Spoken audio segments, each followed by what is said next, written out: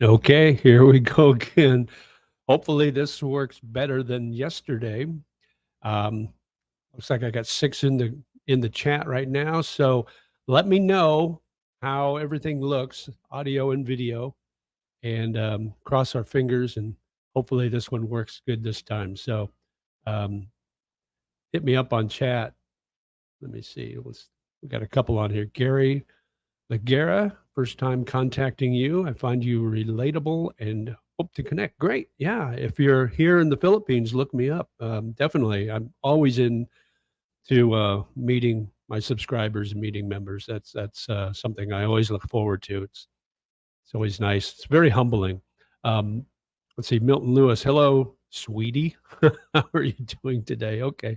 I'm doing great. Let me know how the video is and how the audio is. Hopefully, it's better than it was yesterday. I think I know. Well, let's see how this sounds and looks today. But I think I know what I did wrong yesterday, and so get me on. Hit me up on the chat and let me know how it looks. Um, and there's my email, so you can always reach out to me on email. Let me know what you're thinking, any questions you might have. Um, I've I just recently started consulting, doing consultingships, whatever you call it, consultant. Um, anyway, maybe I shouldn't do it if I can't even pronounce the word, but I did one and it turned out very well. The guy was very pleased. He actually wrote me a recommendation email, so I'll post that on my community board. But I'll probably start doing that. When I was living here about a year, I didn't feel like I knew enough of living in the Philippines and BGC and the process of getting here to really give an honest and viable opinion on certain things. But now I've been here over 2 years, so I feel I've got enough of that experience to be able to relate that to you. And that's kind of what my videos are all about. My latest video was um, about e-begging, and the main reason I posted that is to just get a warning out to my subscribers, just buyer beware type thing. If you come across channels that are asking for money or to help support a cause or whatever, just make sure it's on the up and up. That's all I ask. So just make sure that's good. Let's see. To say video and audio are okay today. Yes. All right. Thanks, Gary. Um, thanks for watching. Thanks for coming in. So yesterday, if you struggled through watching the video, um, you're a better person than I am. But yesterday, I talked about four main things. I talked about life, living in BGC, Bonifacio Global City here in Taguig, which is in Metro Manila or the NCR, National Capital Region. I talked about that, what it's like living here. I talked about cost of living. And what else did I talk about? I talked about one other thing. I can't remember what it was. I'd have to look it up. But those were the two main things that I talked about. So we can kind of discuss that again or whatever's on your mind. We've got 8 in the chat room right now. So thanks for joining. If you got any questions, please put them in the chat. I'd love to answer as many questions as I can. But living here in BGC I love it. Let me give you a little background. If you don't know, I grew up in a very small town in Nebraska. I mean, it was 25,000 when I moved out, and it hasn't grown since. I think it's still right around 25,000. So it's just kind of sitting there. But it's outside of Omaha, a little bit outside of Omaha, kind of between Omaha and Lincoln almost, which are the two bigger cities in the state of Nebraska. But I did spend summers on the farm, so I can say I kind of grew up on the farm too. We had a farm that my dad rented, and we raised livestock. and it was mainly an alfalfa farm, but the alfalfa was raised by the owner of the farm, so we didn't have anything to do with that. But we raised hogs, and we had chickens and ducks and geese, and we had a lamb. We had a couple of lambs that we raised and then slaughtered for food. But we were never we're never wanting anything, and we had this huge vegetable garden that my mom planted, and so we dig up. We had radishes and carrots and potatoes and lettuce and I think cucumbers. We had everything. So everything we needed was there. And so I'm familiar with living on the farm, but coming here to after I graduated college, I moved into bigger cities for work, and I got to love the city life because it was so convenient. And that's why I like BGC because it's so convenient. I can literally walk anywhere that I need to go within the city, and now we do it within 15 minutes. So I can walk to the grocery store, I can walk to the mall, I can walk to restaurants and bars and meet friends, walk to the parks.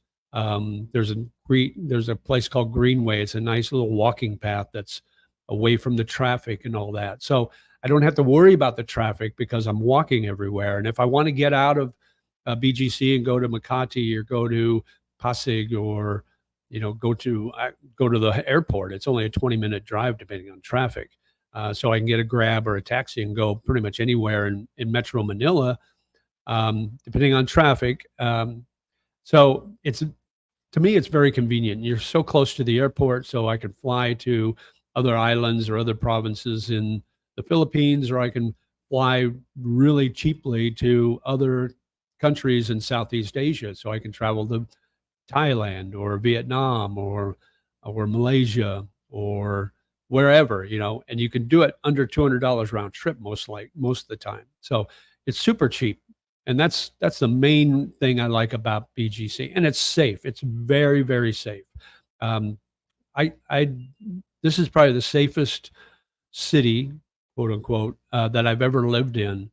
I've never felt threatened, and I really don't feel threatened anywhere in the Philippines. Now, I'm sure there's areas that I haven't been to that I probably wouldn't want to go to just because of that. So Michael Mitchell, I will visit in August. Do you have recommended place I could stay that is of great value and nice? Okay, so depending on where you're going to be in the Philippines, there's a lot of nice areas. What I would do if you're looking to, it depends how long you're visiting. I would look at Airbnb, and I would also look at agoda.com, and I can post those in the links after the video. Those are the two go-to places go-to locations online I look at when I'm looking at short-term places to stay. Short-term meaning, days, weeks, or up to a month. So those would be the two places. And then when you search those, you can look at a map, and so you can kind of see where these places are located in respect to where you want to be within the city that you're staying. So those two places would be my go-to places. So check those two places out, and I'll post the links later. Okay, Gary, how are the brownouts in Manila suburbs? Any less frequent or the same as up here in Pampanga? Uh, we don't have brownouts here in BGC, and I'll tell you why. All the power lines are underground, so you don't have when you're in Pampanga or Angeles City or Leyte or Dumaguete, and you see these power lines up above, and it's all tangled up. In fact, I posted one last year. It was in the shape. It was all tangled up, and it was in the shape of a Christmas tree. So I posted "Merry Christmas" from the Philippines, but you don't have that problem in BGC because it's all underground. And from what I understand, and I haven't been there, but Davao City is the same way, or it's getting the same way. And I think some of these other larger cities are starting to do that. So their power grid's all underground. So if they have typhoon issues with the wind and the rain, you don't have that issue of losing power. You're not going to get struck. Your what do they call those? transformers aren't going to get hit by a lightning strike and you're going to lose power. So none of that occurs here. So I've been here over 2 years and I've never had a brownout issue.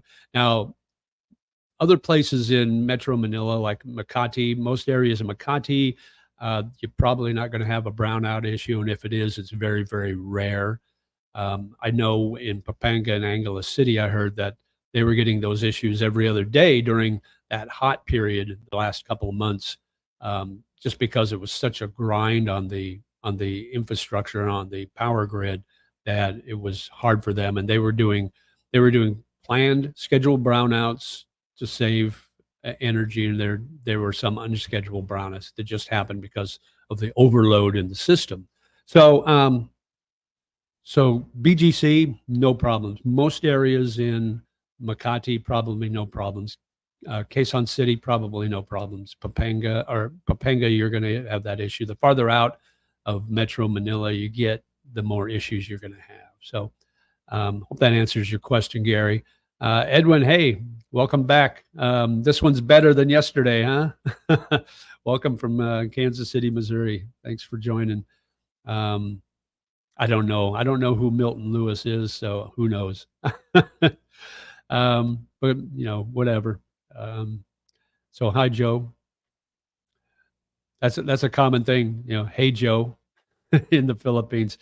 I heard that all the time before I moved here, and I started visiting the Philippines in 2015. But I've only been called Joe a couple of times, and it was usually from older Filipino in the province. I don't get called Joe anywhere here. Most of the time when I'm walking around in BGC, they call me sir or boss. Hey, boss. If it's usually the boss is usually from some establishment I frequent a lot, so they know me well. So they either call me Sir JJ or they'll call me boss or something like that. So um, 30 days stay. Okay, great. Yeah, are you going to stay in the same place the entire time, the same city or province the entire time, Michael, or you plan to do a little traveling around, to a couple, 2 or 3 different places in that 30 days? Air quality in BGC, I think it's Gurkha 9. Did I pronounce that right? So air quality in BGC is good. If you get in Manila specific, you're going to have some air quality issues. There's a lot of pollution in a lot of, in Quezon City and area Pasay and areas like that because they don't have a lot of green, so they don't have those trees and bushes that's going to emit the oxygen to help clean the air up. And they've got a lot of jeepneys. Here in BGC, the jeepneys can only drive in the outskirts of BGC. They can't drive through the main area of BGC. So you're not going to have the pollution like you would in a lot of the Manila area. And the traffic's not quite as bad as it is in Manila. Also, a lot of green here. There's a lot of green areas. They've got different little parks and different green areas, so you're not going to have that problem. Same with Makati. Makati, although they do have a lot more jeepney traffic, but they have a lot of green, so their pollution isn't as bad as in some other areas in Manila. Now you get out in the provinces, and it's going to be clean air, and you're going to be like, oh wow, what was I missing all this time? So. All right, Joe, how much does that apartment cost that you're in? Okay, so I'm in a 1 bedroom, just over 50 square meters. You can see that behind me, that's the kitchen. It's an open area kitchen. Over here, through that door is my bedroom, and then the bathroom is off of that. I've got tons of storage, wardrobe, built-in wardrobes and closets, tons of storage up above. So let me see if I can get to the right area here. Right there. So you can see the closets behind and up above, and there's more storage, and there's closets along 2 walls. So lots of storage. I pay 35,000 peso a month, and that's this June rent I paid $594 US for that 35,000 peso. So the U.S. dollar is strong against the peso right now. So when I first moved in here last October, I think my for 35,000 it was $670. So I'm actually saving um, what $76 less. I'm paying $76 less now than I did when I first moved here. So that's what's great. So yeah, and my utilities they average about 3,500 peso a month. So that's under $70 for electric, and water is about 400 peso, which is about $7 a month. And then if you see the blue canister right there in the kitchen, that's the water I get. I don't drink the tap water, and I wouldn't recommend it. Even the Filipinos, the locals, won't drink the tap water. So buy the 5 gallon jugs. I go through about one of those a week, and it costs 50 peso. If you're living in the province, you're going to get it cheaper, probably 30 or 40 peso. But what's 30, 40 cents? So I use that to cook, and I use that to drink. Um, so my other utilities, my internet, I have um, Wi-Fi, and this is hooked directly into my unit, and it's not on Wi-Fi. And that was the problem I was having yesterday with my feed, because I had this camera and then I had two phones, and they were all on Wi-Fi. So I think it was weakening the signal, and that's why my my feed was really bad. My live stream was bad yesterday. But I pay for, I think it's I average about 300 um, megabytes per um, second, or whatever that is. 300 upload and 300 download. Um, and so that's good. That's good speed. And I pay 1,700 peso a month. So that comes to about 30, 30 to 35 US dollars a month for that. Then I've got a cell phone. I've got a Philippine cell phone that I pay 700 a month for postpaid, and that gives me 10 gigabytes of data for a month. And I've never used it because I've got an international plan on my US phone through T-Mobile. That's $60 a month, but my data out and about works great. So I don't have any issues with using my phone there. So, but my Philippine phone is like 700 a month for that plan. I think it's 700. It might be less than that. So that's about 12 or $13 a month for that 10 gig of data. But I use that. The main thing I use this for is for my Gcash, because I had to have a Philippine phone number to get Gcash, and Gcash comes in handy. And that's basically what I use it for. And then I shop on Lazada and Shopee every once in a while with this. So those are my main monthly recurring charges. Now, back in the States, other than my $60 cell phone, I've got a storage unit in Oklahoma City or not Oklahoma City, Tulsa, that I pay $90 a month for. One day I'll get back there and I'll get rid of all that stuff. There's some antique stuff in there that I want to give to my sister. But she lives up in Chicago, so it's going to be hard to get it up there in the time period I would have. So that's basically my expenses. Other than groceries, I probably spend between 6 to 10,000 peso a month. So figure about, what would that be? Less than $200 a month for my groceries, and then going out to eat and having drinks with buddies. That's an extra expense. And then with the leftover, I have leftover money that I can do traveling. So I want to get back to Thailand and Vietnam this year. This time I want to take my girlfriend. She got her passport, so we just need to get her visas and everything ready to go. So on average, about 1,700 US dollars a month is what my expenses are. That's on average. Some months are a little higher, some months are a little lower. So hope that answers your question, Joe. Um, 2 or 3 places. Okay.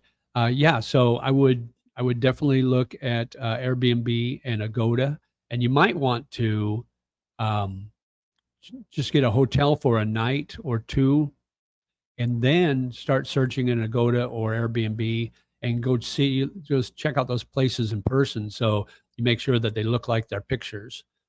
If you can do that, that would probably be the best way to go. But I know it might not be possible because you're probably you're renting those places out in advance, so you won't be able to just do that. But maybe for the first one, you can. So, but I would with Airbnb, make sure you get what do they call it? Those um, I can't think of the name of it, but they're verified and they've been renting on Airbnb for a long time. So make sure you use those guys so you know it's legit.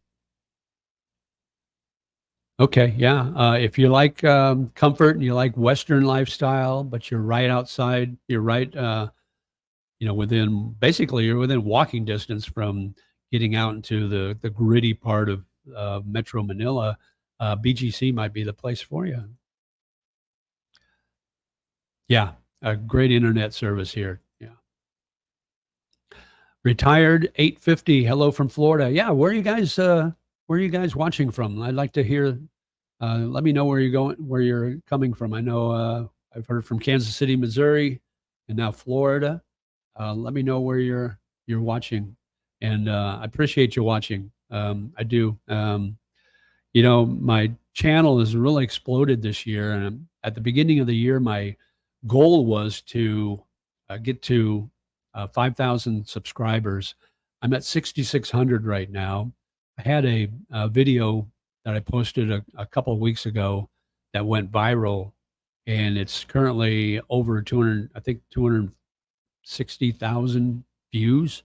I was like totally shocked. I never in my wildest dreams thought I would have a video with that many.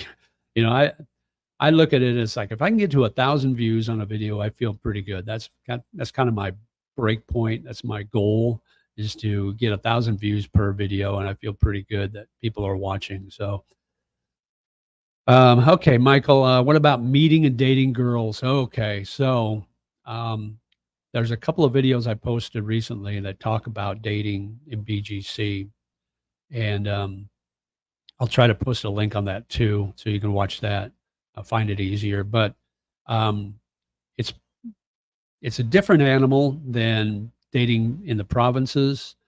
In the province, if you're in a province, especially one that doesn't have a lot of expats, they kind of look at you differently, like you're an anomaly. You're different because they're not used to seeing the white skinned Westerners, Um, so you can be sort of a celebrity there. I remember when my first girlfriend, we were in the province, in her province, we went to a Robinson's grocery store, a Robinson's mall. Went to the grocery store and she had to run back inside and get something real quick. And I'm standing out in the mall um, waiting for her.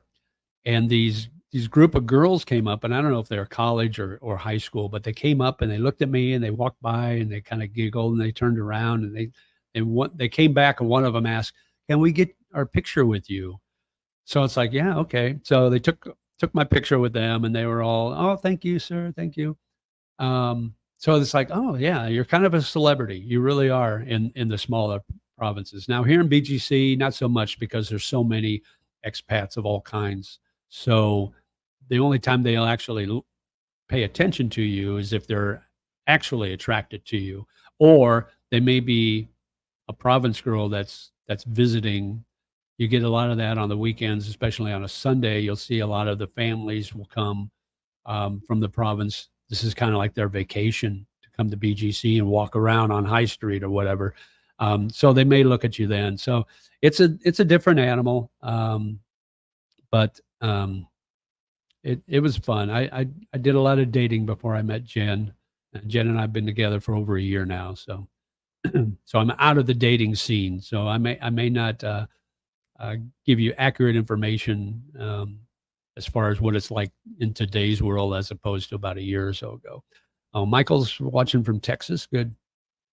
Let's see. You get what you pay for. You have a nice place and a great location. Life is good. Exactly. I mean, and a lot of people they would rather spend less and go to the province and get maybe something that's similar in style and quality that I've got here. But they're paying less. Maybe they're paying 20 or 25,000 peso a month, but I like the convenience of being able to step outside and not have to have a trike, not have to get a bike to travel to the grocery store that might be 3-4 kilometers away.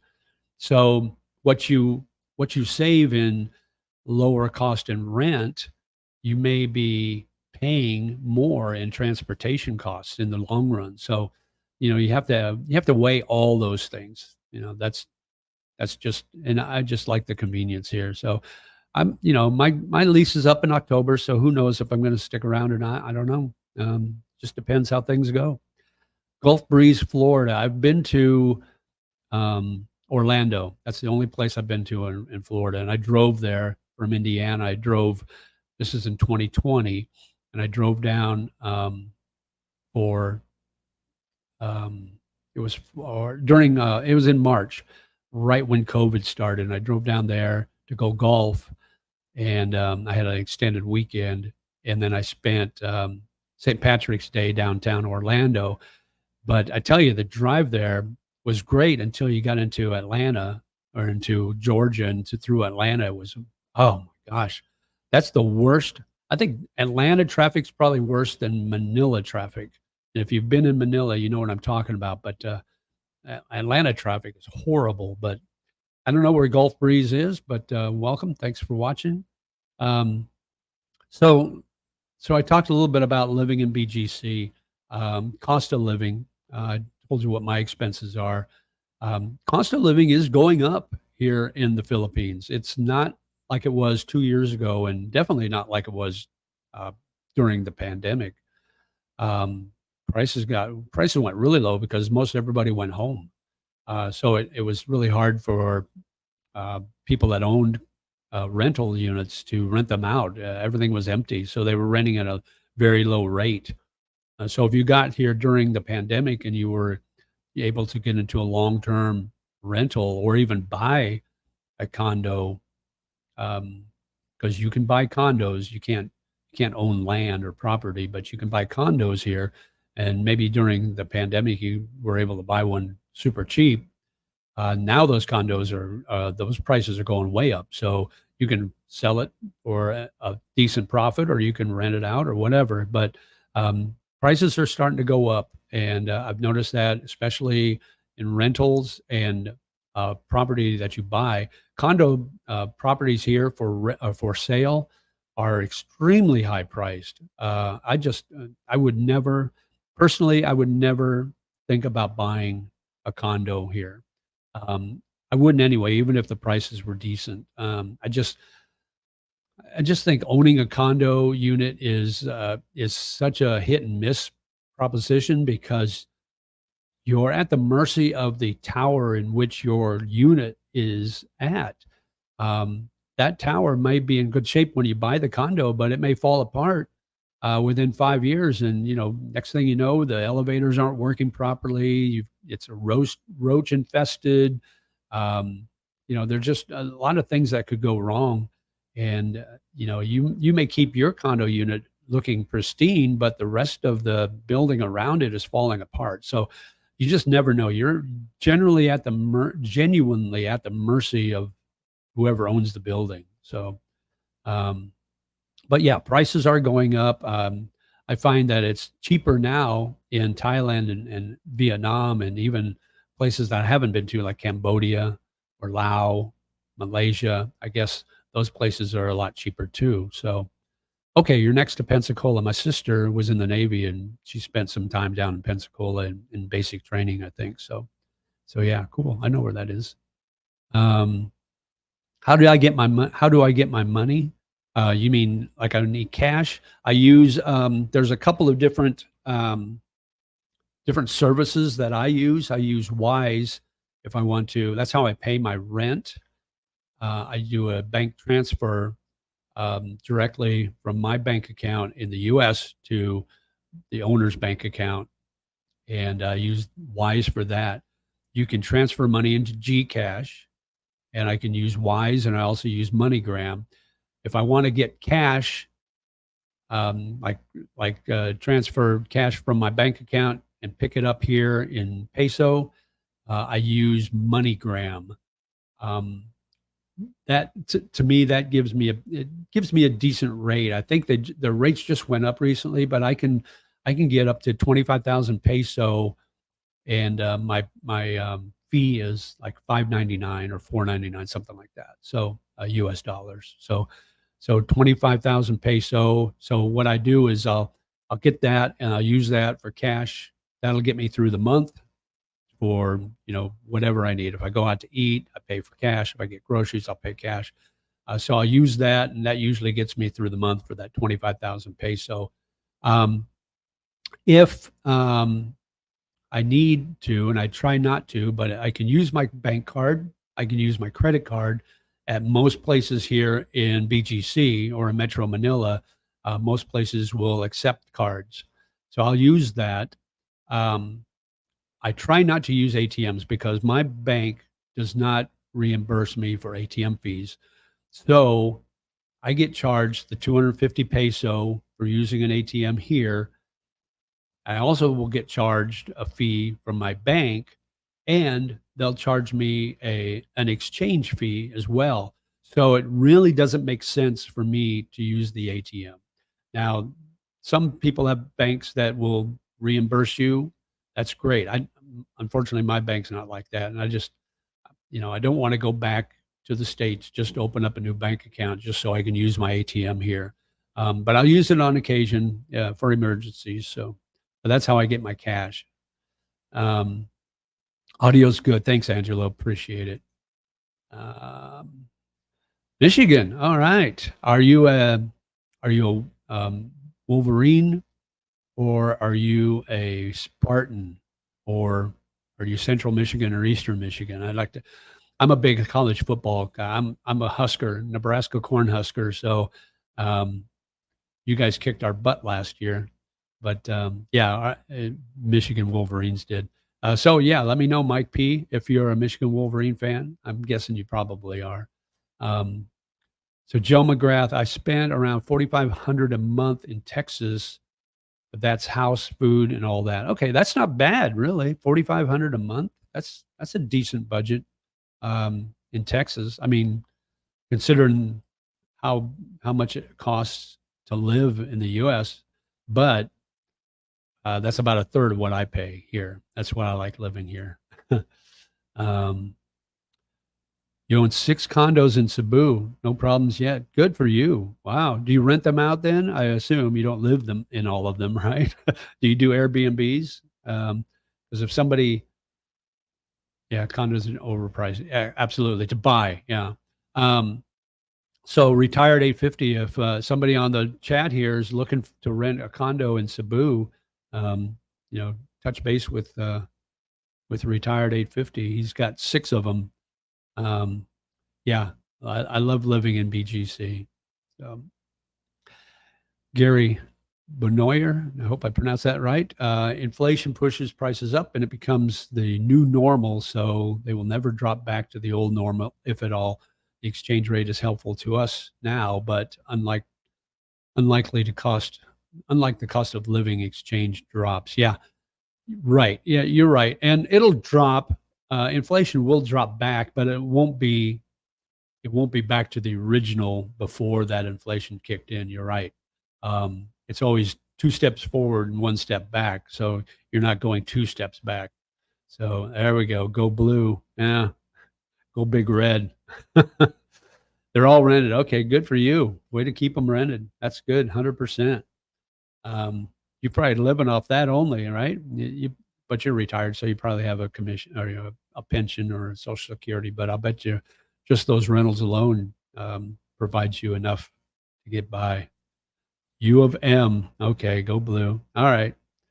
So we might come college season. Of course, Nebraska doesn't play Michigan this year, um, but comes college season, we may have to. I got a lot of friends that are Ohio State fans, so they may get on the chat come this fall. We may have to do a college football live stream, or do something like that. So, but good on you there, Mike.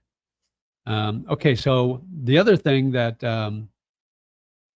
let me bring up my page here. Hang on just a second. Let me bring up my community page and look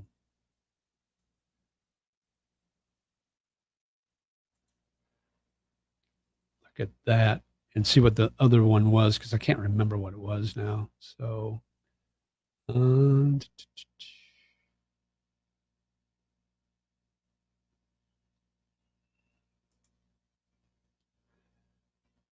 I know the one was dating, and that actually I was kind of surprised that actually came in the lowest of all four options was dating in the Philippines. It's like nobody wanted to. Only 17% of the people voting wanted to talk about dating in the Philippines. So cost of living and life in BGC actually tied for first at 32%. And then, oh, okay, the other one was culture shock at 19%. So culture shock. So yesterday, I was talking about um, what culture shock is like in um, in the Philippines. And hang on just a second here. I want to make sure I'm still on. Am I still on? I don't see my camera. Hold on just a second. There I am. Okay. Yeah, culture shock in the Philippines. When I first came here in 2015 was the first time I visited. The thing that struck me the most was the the poverty level was something I was not used to. I've seen poverty in the U.S. Um, I've seen homeless people in the U.S., but not to this extent. When I came from the airport to the hotel in Manila, there were homeless people laying everywhere underneath the viaducts, underneath the overpasses, just on the sidewalks by the streets. There were beggars everywhere, and the taxi driver told me, "Don't roll your window down," because he says there's the because of the beggars. And when we first stopped at the first stoplight, all these beggars came up, started tapping on the window and looking for money. So I understood what he said, and I actually kind of forgot about that one time. I think I was in Makati maybe, and I was in the back of a taxi, and I had my window rolled down. We stopped at this stoplight, and these two kids come up, and they stick their hand in the window, and they're looking for money. They're looking for handouts. Well, I tried to roll the window up and tried to get their arms out. They had their arms up past their elbow, and I was rolling the window up, and then the light turned green, and the taxi just took off, and this kid almost got his arm tore off because it was stuck in the window. So it was really kind of a hairy experience. I had to kind of physically push his arm out of the window. He didn't want to remove it. So yeah, they're very aggressive. So that was the biggest thing as far as culture shock. The other things weren't as I think probably the food was a little different than what I was used to, and especially in the provinces, you don't get a lot of the Western food if you're hungry for something like that. You're stuck with Filipino food, and I think the funny thing is they eat rice three times a day, breakfast, lunch, and dinner.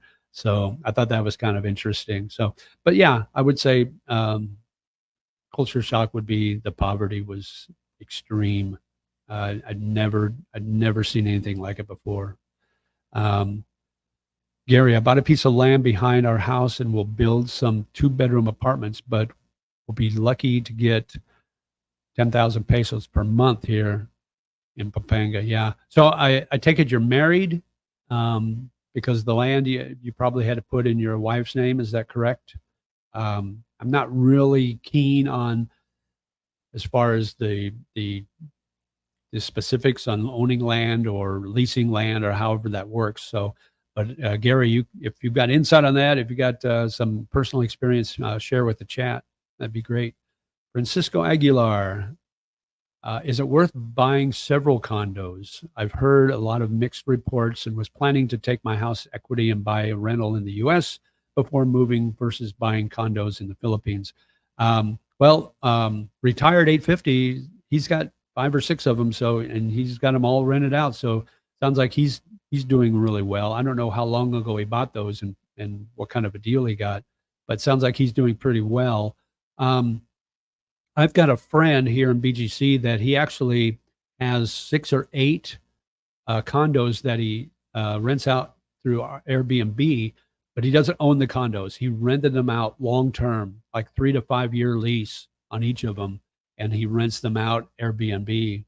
Um, I know he was sold out during the Christmas season. I don't know how he's doing now in the slow season, in the low season, but I'd be interested to hear how he's doing. But so he's doing that. He's just renting them out, and he's got them under a long-term lease, 3 to 5 years for himself. So hopefully he's making some money off that. I don't know, but I'm sure with a 3 to 5 year lease, that he probably got a pretty good break on the monthly rentals on those. So, Angelo, I recommended North BGC, where Mitsukoshi Mall or Grand Hyatt is. Yeah, that's up in Uptown area, located close to SNR. Yeah, and Landers.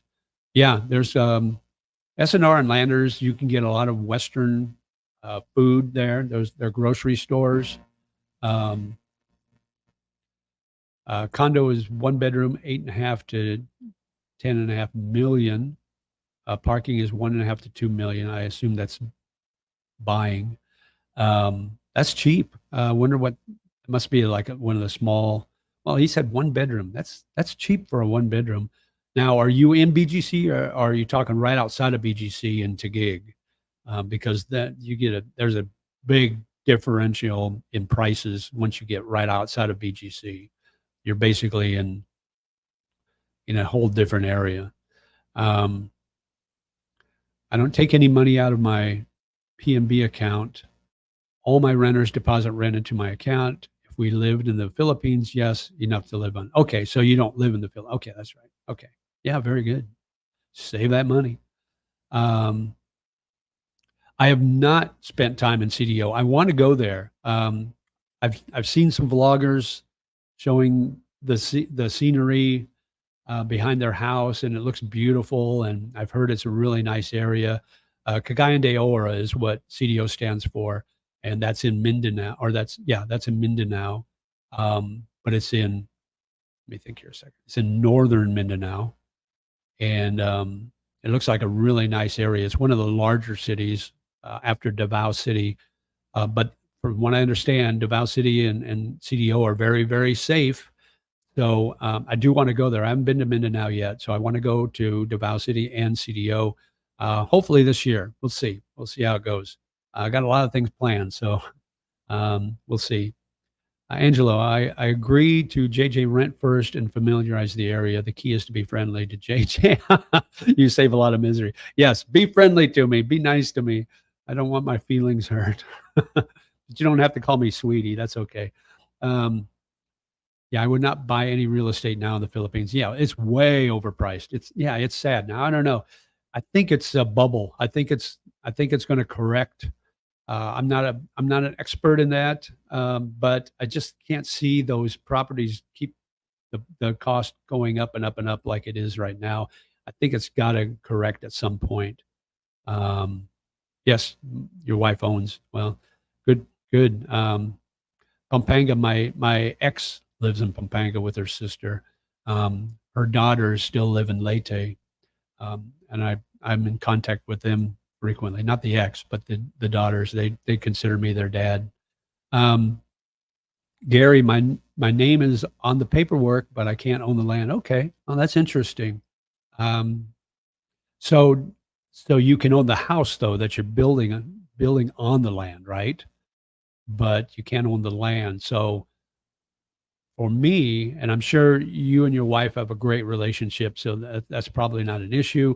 But for me, if I were to buy land or buy property on land that I don't own, that would be a risky investment, I would think, because I would think you would be, oh my gosh, you could be subject to what like property grabbing. They could say this is my land and I own everything on it, and if it's Filipino against foreigner, who's going to win in a court of law here? I don't know. So that's a interesting scenario, but yeah, you're aware of the risk involved. But I also know my wife and her family, married 12 years now. Good. Yeah, that would be the most important thing. Know your wife, know her family, and build that trust. And 12 years, I think you probably have a lot of trust there.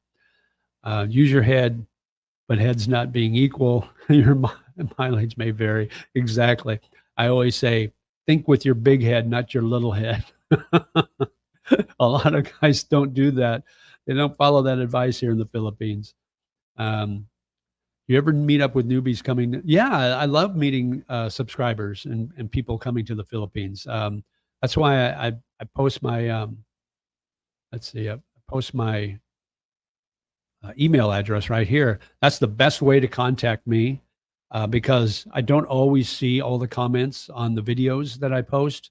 I try to find them all and I try to respond to as many as I can, but I don't always see. Some of them slip through the cracks. But this is the best way. I check my email at least a couple of times a day and I respond.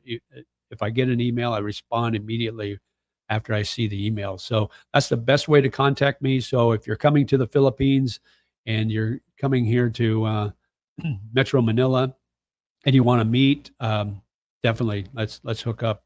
We'd love to do that. Um, your one bedroom is large, 35K is good. Yeah, typical. Yeah, typical is a 40K, um, so 40 square meters, I think you mean. Yeah, 50, yeah, you can get a one bedroom. They've got one bedrooms. I call them pseudo one bedrooms at like 32 square meters because basically it's one room. And at the end of the room, they've got a partition with a glass sliding door.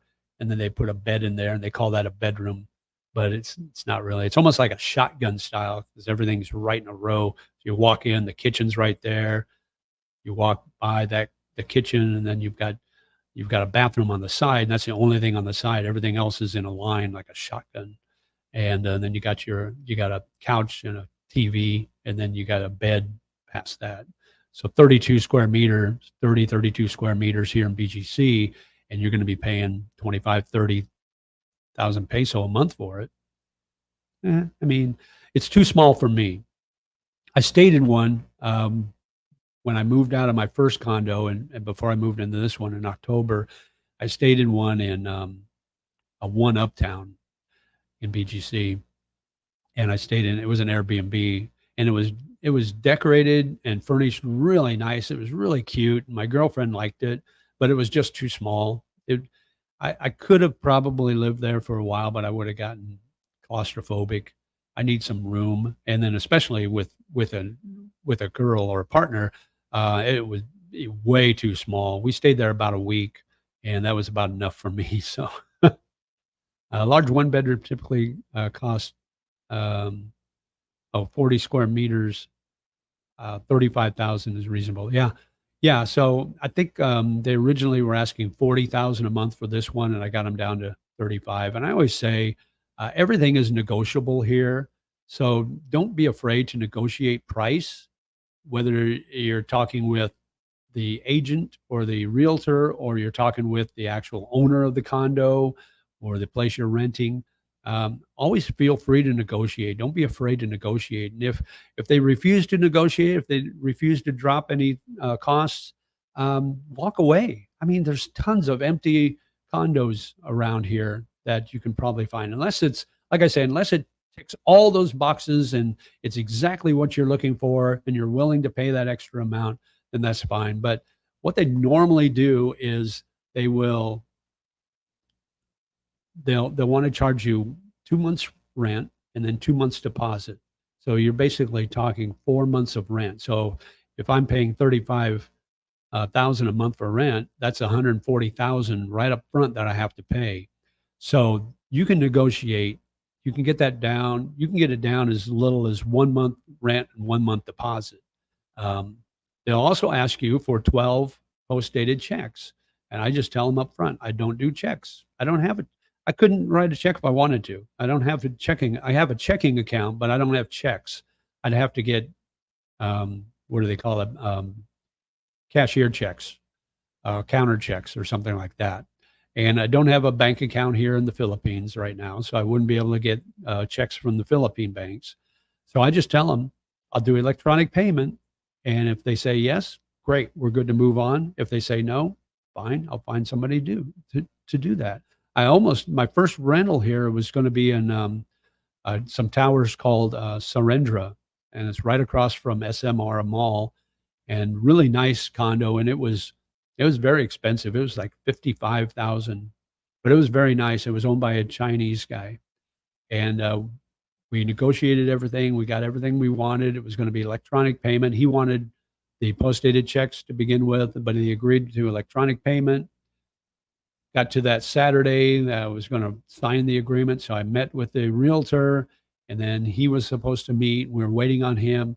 He messages the realtor and he says, "No, I really want post-dated checks." So I backed out of the deal. I mean, and I found the place I first moved into at Fairways Tower on Fifth Avenue, which turned out to be great. So, yeah, so negotiate. Don't be afraid to walk away from something. F1 Hotel in BGC is a nice hotel. I stayed there when I first came here. When I was looking for a place to live, I stayed there a couple of nights, and I looked at a couple of units there too. Um, yeah, yeah, Cisco International. Yeah, good to be on. I'm glad that the audio and video is good. So if it wasn't going to work this time, I was going to just give up doing live streams and just concentrate on my recorded videos. But thanks for joining. I appreciate it. Let's see, Edwin. Yes, JJ, you have to lawyer up and make sure your rights are secure. Also, you have your land surveyed. Yeah. And, but I would not build on family property because the relatives are asking for money. Yeah, absolutely. And also surveyed. Yeah. You got to make sure that the land is the land you're looking at is the actual size. It's like if you're looking at several hectares that says in your contract, make sure that they survey the land, make sure that that's the exact size of the place. And yeah, relatives can be very feisty. They can turn against each other. I've seen that happen. Relatives, brothers and sisters turning against each other over land. So be very careful. Yeah. Surrendra looks really nice. Yeah, it is really nice. They've got like I think 5 towers, something like that. And they've got one Surrendra, which are the older ones, I believe, and then they got 2 Surrendra, which are a group of 4 or 5 new ones. And they've got several different pools. They've got good workout facilities. Um, they've got larger units. My friend he lives in one that's like 57 square meters, but he pays premium. He pays, I think he was paying 58,000 a month for it. But it's got a balcony. He's on like the second floor, and he overlooks the pool. So yeah, it's nice. But you pay a premium for it. So just depends what you're looking for. But Syringer's nice. Tryon Towers are nice and they're very convenient. Uptown, I don't really care much to live in Uptown because to me it's a little too concrete up there. There's not a lot of green. That's where a lot of call centers are located. So you see a lot more businesses there, and the residential towers are right stuck in the middle of all that. So you don't see a lot of greenery, and it just seems a little vanilla for me, a little sterile for me. And it's kind of out of the way to get to. It's a little bit of a walk to get down to Forbes Town or High Street. Where I'm at, I'm on the south side of BGC, so I'm almost. If I wanted to walk to Uptown, it would be a little bit of a hike. It's probably for me, it's probably 20-25 minutes, but for the average walker who doesn't walk fast like me, it's probably going to be more like 30-35 minutes to walk it. So it's almost one of those where you maybe get a taxi or a grab to take up there from here. But I like if I could choose the location, the prime location for me would be on Forbes Road. One of those condos along there, um, because you're right there in Forbes. You're right. A greenway walkway is right behind you. You're real close to High Street. You're pretty close to everything. You're close to St. Luke's Hospital. Um, but yeah, Forbestown is like, to me, that's an ideal. I love Forbestown. I love the vibe of it. So, yes, you can lease for 6 months. They try and look for a year, but they will lease for 6 months. They won't do anything less than that unless you're in an Airbnb. Now there are some condos in Makati that will lease for short term, like 1 to 3 months at a time. Let me think. Light, I believe it's called Light Condominiums. I think that's in Makati. That might be Amanda Leong, but they will lease short term. There's several that will lease short term. So if you want to live in Makati, that's an option for you. Yeah, definitely pay a premium. Yeah, and I don't mind paying a little more living in BGC, and I can, it's easy for me to get out to the provinces if I want. Um, I haven't tried to live in any other place. I take that back. I stayed for a while in Makati and BGC when I was between condos here. My lease ended in April of last year at Fairways Tower, and I was renting month for month. I rented month for month for a couple of months, and then I decided I was watching Vagabond Awake. If you know who Vagabond Awake is, him and his girlfriend. He's I think he's American, and she's from, I want to say, Malaysia, but I think she's Chinese. And she used to be a model. She's very tall and slender, very pretty, and they slow travel all over the world. So they don't have a home base. And I thought, well, maybe I'll try that. So that was my plan, because I had to go back last year. I had to go back to the U.S. to take care of some personal items. So I went back in September. I was back for 6 weeks. Went to my high school or my college reunion. Saw my family and cousins and that. But I thought, well, I'll just do some slow travel, and I'll spend a month in Thailand and spend a month in Vietnam and spend a month here, and that got tiring. That's tough. That's a tough life. I don't know how they do it. But I decided after about 3 months, I just didn't want to do that anymore. So I started looking for a permanent place. That's when I found this one back in October of last year. So, but I've been to Iloilo, and I actually looked at, it's like, oh, that would be a neat place to live.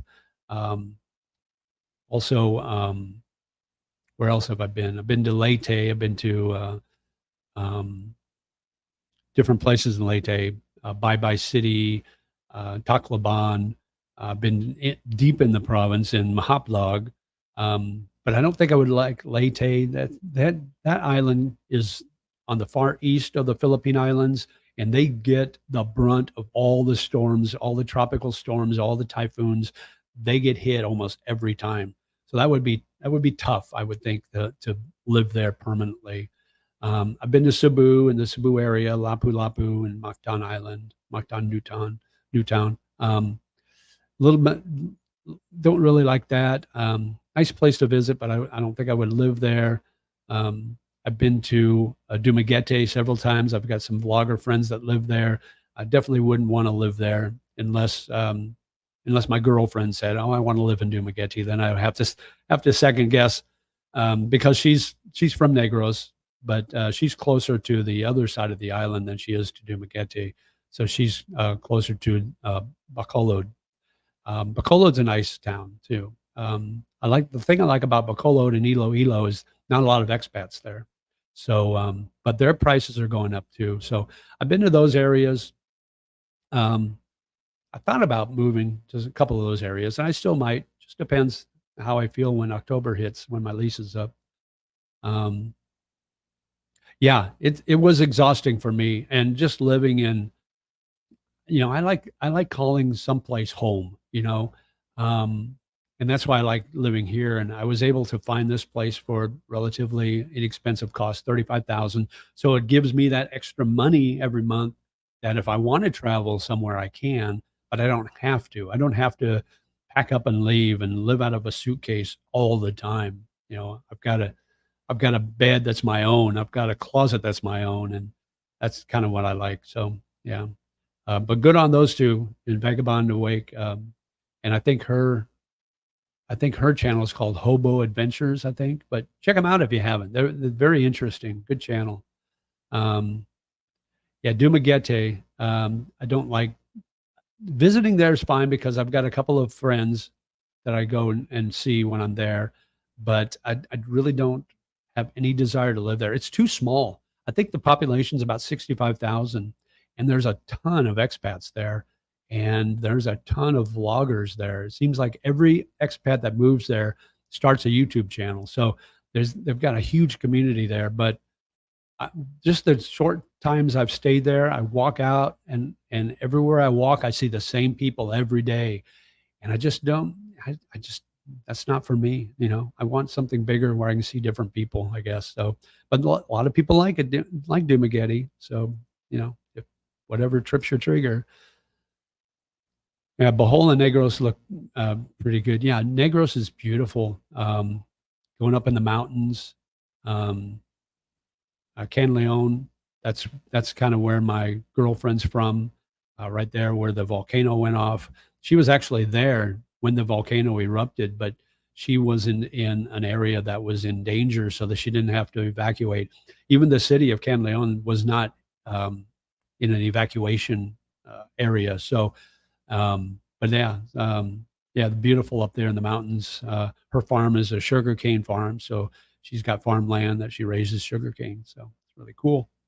Um, let's see. We've been there. We've been on a little over an hour. I've got 14 on, which is awesome. That's a high for me. Thank you so much for watching. I'll continue if anybody has any questions on any other topics. We can talk about dating if you want. We can talk about whatever you want. It's up to you. Open chat, open forum. So let me know what you want to talk about. I'll stay on for a few more minutes. Okay, so I travel by plane. It's just easier. I mean, being here in Luzon in the NCR area, National Capital Region, you could take a bus down to Batangas, which is southern Luzon, and then take a ferry.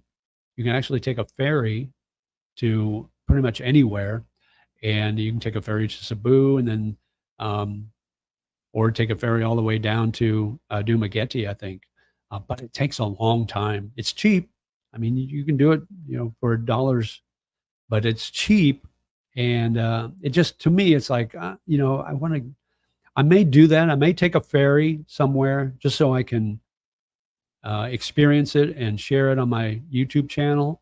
One of those long ferry rides, one of those like an overnighter or something like that. I've taken ferries. I've taken ferries from Iloilo to Guimaras Island because Guimaras Island has the best mangoes in the world. So if you haven't been there, go there. I've taken a ferry from Dumaguete to Siquijor, but those are 40-minute ferries, 30, 40 minutes. It doesn't take long at all. So I'm talking about the ones where you're going from Luzon to Cebu or Luzon to Dumaguete or Negros or somewhere, and it's a 24-hour ferry ride. Those are the ones where I would do that maybe once just so I can document it. But yeah, you could. There's a lot of different ways. Yes, Le Onion is a great place for surfing. I heard.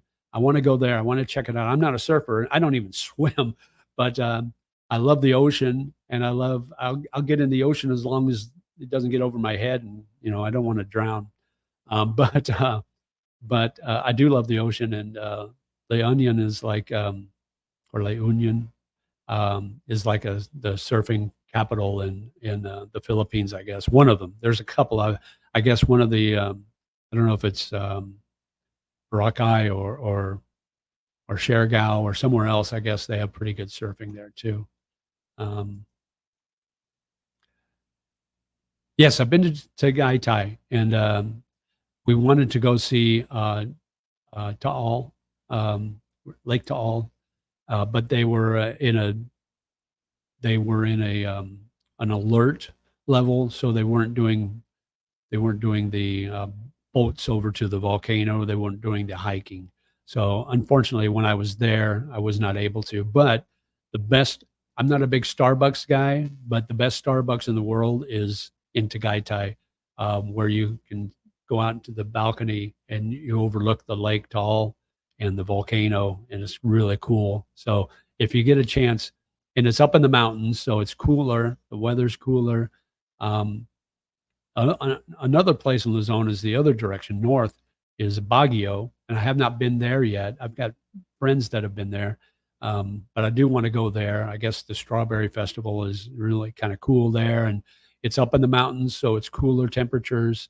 So I do want to travel up there and check that out too. And that's pretty easy. That's only a three hour bus ride, I think, something like that, maybe four. Um, but you got to time it well. It's hard to time it during the rainy season because if you get heavy rains or typhoons, you get mudslides that wash that road out, and then you're stuck. So you got to be careful going to Baguio. And the prices are pretty high there because it's such a touristy spot. Um, what made you decide to leave the USA? Okay, so here's my background. So I was working in education. I was a director of admissions for universities, several universities, and they were technical colleges. So my latest one was working for aviation school where they trained they trained aviation mechanics. They also trained for pilot license, private and commercial pilot license, and that was in Tulsa. And in 2021, I lost my job there. And so I was interviewing, and there was another college. They were based out of California, and they were an international online university, and they did business degrees. They did bachelor's, master's, and doctorates in business. And they were looking for a director of admissions to head up their Midwest department. So they had a West Coast department, they had an East Coast department, and they were looking for a director of admissions to head up that team for the Midwest. So there was a guy, one of the guys that worked there, he's a vice president of the university. He was actually located in Tulsa, Oklahoma. So when I applied, he contacted me and set up an interview. So I went to downtown Tulsa and met him at a restaurant. We did the interview. It went well. During the interview, he mentioned that, oh, our students are all over the world. We have students in Canada, the US, Mexico, Central and South America, Western Africa. And he goes, we even have some in Europe. I go, that's great. If you ever open up an Asian division, let me know. I'm your guy. And he says, well, funny you should say that because we're actually looking at expanding into the Asian market. So long story short, he ended up hiring me instead of for the Midwest job. He ended up hiring me to come to Southeast Asia to start up that division, that Asian division. So I was looking at, and I was already familiar with the Philippines because I'd had a couple of girlfriends here. And so I decided I was looking at different locations in which to move, and I decided that the Philippines and Metro Manila was the best location because it checked all the boxes. I could get good Wi-Fi, reliable, English-speaking employees that I could hire here. And so I was looking at where in Manila, because I wanted to move to Manila. So where in Manila? So I started looking on YouTube at different vloggers, and this was still during the pandemic, and they hadn't opened up the Philippines yet. But the word was spreading around that the world is starting to open back up. So it was just a matter of time, and this would have been, September, October, November of 2021. And so I'm watching these YouTube videos, these YouTubers. I was watching Gio in the Philippines because he was giving out information about, how to get here once the country opens. I was watching Evan, the Savvy Expat here in BGC, and he was showing what it's like living in BGC, which I thought, oh, this is great because I'd never heard of BGC before. So I was watching several different Jennifer Terry about traveling here. So anyway, so when they announced, I think in January, that they were going to open up the Philippines in February, I got my ticket. I ordered my ticket. I sold all my furniture. I made it the point that I'm going there because it's a job. So I went there for a job, and at the end of my year, the end of the year, the job ended, and so I started looking for more work, and I couldn't really find anything where I could stay here and work remotely. All the jobs that was getting offered were back in the States. So I didn't want to do that. So I kind of went, let's check out my budget. So if I retired today, and this would be my incomes, like this and this, can I make it work if I stayed here in the Philippines, if I stayed here in BGC? And it worked. I mean, it's like I put pen to paper, and then I was like, oh, yeah, this is going to be easy. So I retired early, and never regretted 1 minute of it. So that's my story, and that's why I stayed here. But I came here for a job originally, and I stayed here because I love it. So Taal volcano had eruption a few years ago. Yeah, it's considered the most dangerous in the world. Yeah, back in it was 2020. It would have been May or June of 2022 is when I was there, and they had it's not really an eruption. It was just blowing a lot of smoke. It wasn't actual volcanic ash or the lava or anything like that. But it raised that level back up to a point where we couldn't go there.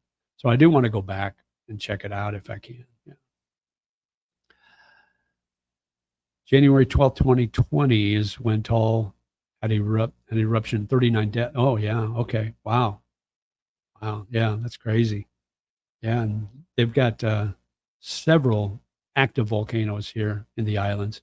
And everybody says, why would you move there? They call it the Ring of Fire here because you get everything. They average 20 to 25 typhoons through the Philippines every year.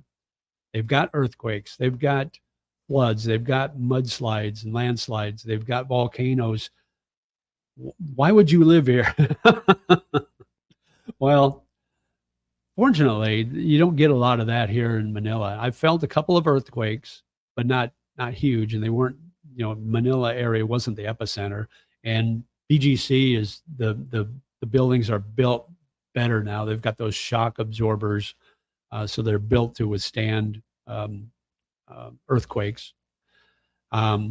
But it's like, yeah, I grew up in the Midwest, and we had tornadoes like every day. We had tornado warnings or watches, so I used to, when I was in radio, I chased tornadoes, so that doesn't really bother me. If you get 20 typhoons going through, maybe one of them is going to hit the Manila area directly, and probably not.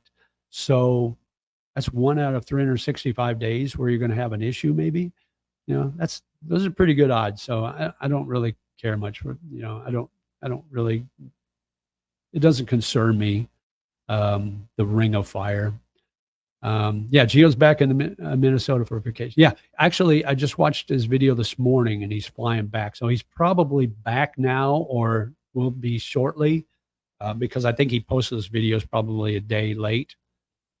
It's just, if you're not familiar with how YouTube works, if there's YouTubers that are very successful, like Paul, Old Dog New Tricks, who just pushes the record button on his camera or phone, and then sits back and talks. And he's very good. He's a great storyteller, and he's very good at that. He has minimal editing. I think the only thing he edits is I'll give you an example. He'll say, tubers, two bets, and all around crazy people. Today we're going to talk about dating in the Philippines. And then he'll hit the pause button, and then he'll start it again. So dating in the Philippines, and that's his extent of editing. But he does a great job, and he's got like 100,000 subscribers. So good on him. He's like the godfather of Dumaguete. So, but that's the minimal side of things. The extreme side of things is, I do a little bit of editing with my videos, but it takes me a long time. It does. That's the part of YouTube that takes the longest for me is the editing part, because you have to download the video from your camera or your phone into your computer, and then you have to load it into your editing software, which I use CapCut Pro, which is really awesome. And then you have to edit that. And it takes, I would say on average, it takes me 5 hours from start to finish to edit a video and get it uploaded into YouTube to get ready to publish. So like I said, he's probably back now, but that video I watched this morning, he was talking about this is my last day in the U.S. He probably did that yesterday, I would guess, or maybe even the day before. So he's probably back. So, but yeah, life takes crazy turns. It does, um, because I wasn't, when I started dating Asian women after I got divorced in 2012, and I started being interested in Asian women. I was always infatuated with Asian women and Asian culture ever since I was a little kid. There's a video I posted, and you can try to find that, or I can tell you a little bit more about it. But yeah, I've always been interested, always been infatuated, always been enamored with Asian women. So even as a little kid, like 4 and 5 years old. Um, so when I got divorced, I decided, what the hell? Dating in the West is kind of touch and go, kind of up and down, hit and miss, and mostly miss. And so it's like, why not, get on an Asian dating site and start talking to these women? And I got my passport and decided, no, I'll travel over there. I've got money. I'm making good money now, and I can afford to travel, and so I did. And I haven't looked back and haven't regretted it. So yeah, it's life is what you make it, right? Cisco International. I went to the Philippines for the first time with my wife, and we loved it too. Thinking of moving there at least part time in the next few years. Thanks for your insight. Thanks. Now, um, I can't see really your pictures very well. It looks like your wife may be Asian descent. Maybe you are too. Give me a little insight, Cisco. Are you Asian, Latino? What's your story? What's your background? Would love to hear it. But yeah, Philippines is nice. Thailand is great. The Vietnam is amazing. My top three cities is in no particular order is here in BGC in Metro Manila, um, Da Nang, Vietnam, and Bangkok, Thailand. And they're my top three, and they're all different for different reasons. Bangkok is just a huge, populated, very international, um, but it's a city. But the infrastructure is amazing. You can get around anywhere you want, and it doesn't take hardly anything to get there, and it doesn't take any money to get from point A to point B. The food is amazing. The vibe, it's just got so much energy in Bangkok that I just love it. BGC is small. It's Western. It's got all the amenities, and you can walk everywhere, and it's super super neat area. And then Da Nang they've got one of the most beautiful beaches I've ever been to, all along the city. And then you're right there in the mountains too. And then there's a river that runs through Da Nang also that's got a really neat district there too. So you've got all three things there. You've got river, mountains, and ocean and beachside there in Da Nang. So those are my three favorite cities. Tokyo would be four if I could afford it. But that would be in my top four actually as well, but I can't afford it. So, but there you go.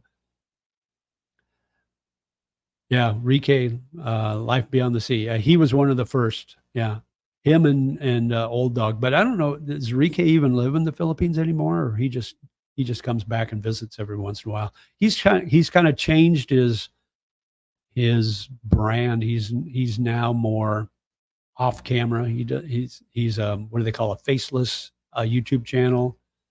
So he kind of gives you his opinion and expertise on living and life in the Philippines. So, but yeah, he's another one. Those Dumaguete originals. She's Filipina born in Hawaii and raised in the Bay Area. Okay. Black and Latino, raised in LA.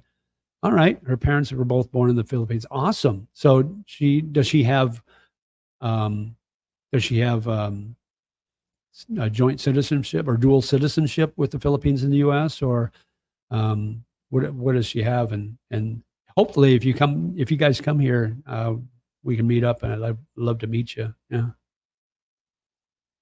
full time living in Bohol. Okay, great, awesome.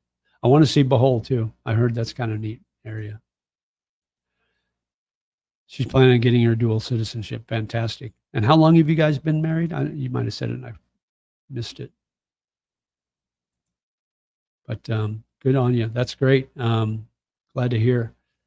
Okay, I think I'm about an hour and 22 minutes in, so I'm going to go about 8 more minutes till 1:30, or until not 1:30, about an hour and a half in, 11:30, and then I'm going to figure out lunch. I actually have a guy, a subscriber that's in Makati, and he emailed me last night, and I got back with him today about meeting. He wants to. I have a realtor friend that he wants to meet so he can find a place to live here in BGC. So I want to see if he's emailed me back. I did get an email. Okay, so I'll check my emails when I get off here in 8 minutes. But let's see, let's catch up with chat. You got married to a girl from Mindanao and lives in the Philippines. Good, awesome. So we plan on coming back in February. We've been married 2 years, together 8. Oh, okay. So it took you guys 6 years to get married. So I had a question yesterday on my live stream, fail. The guy says, "When are you planning on getting married?" So Jen and I have been together a little over a year. We met in January of 2023. And then we started dating steady about April of 2023. So we've been together. And then she moved in here in November when her job ended. She was working down in Lipa City. I've been to Lipa City. I don't like it. Traffic's horrible. Can't walk. But anyway, her job ended. Her boss got transferred to Ireland, which is kind of cool because I'm half Irish. But so she ended her job. She moved up here. She moved in with me in November, and she works during the day. So she just left before my stream started.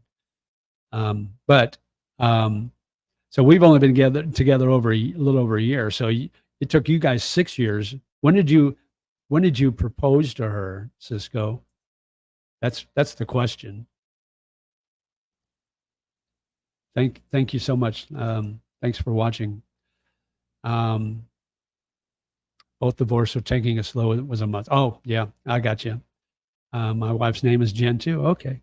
Well, my girlfriend's name is Janara with a G, so it's Gen. But her name is Janara. So yeah. But yeah. So say hi to Jen for me. Hopefully, when you guys come back up here, we can get together in February when you guys come. That would be neat. But okay, so we're caught up on chat. We're back up. We've been kind of bouncing around between 7 and 10 or 12 people on live, so it's been good. I call this a success. The audio and video is actually working. I'm going to delete the one I did yesterday. What is your age? Oh, so I got a buddy that's the same age of mine, and he always says, "Oh, my mom told me never to give my age." That's when he's talking to girls. So I'm actually 66. I'm 66 years young, and loving it. So I retired at 64. So yeah, absolutely love retirement. Not regretting a minute of it. I've never once. I still get emails from like Indeed because that's where I search for my jobs. I still get emails from them. I haven't removed myself from the list. I just don't open emails. If you look at my Yahoo email account I've had for, I think since Yahoo started, I've got like almost over 250,000 unopened emails. So I still get emails from Indeed, but It's like there, I've never once thought, oh man, I should look into that school that's looking to hire. I never once since I've been retired, never once I actually looked into. I did. I met a guy here in BGC a few months back. It was last year, and he's a consultant and he works as a contractor for the DoD, and he wanted to hire me.